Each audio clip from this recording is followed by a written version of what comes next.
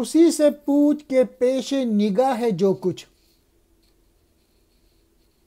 جہاں ہے یہ کہ فقط رنگ و بو کی طغیانی۔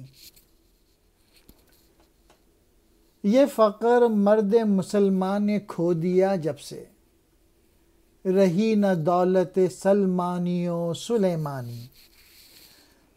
علامہ اقبال کہہ رہے ہیں کہ درویش سے پوچھ، کیونکہ وہ کائنات اور اس کے راز جانتا ہے، اور یہ جو کائنات ہم دیکھ رہے ہیں یہ صرف رنگ و بو ہے۔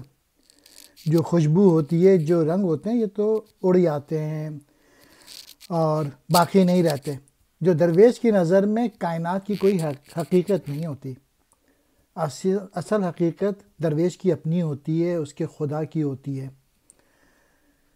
اور آخری شعر میں کہہ رہے ہیں کہ جب سے مسلمانوں نے یہ فقر، یہ درویشی ختم کر دی، جو کہ پچھلے شعروں میں موجود تھی، تو مسلمان کیا ہو گئے؟ ایک بھکاری کی طرح ہو گئے۔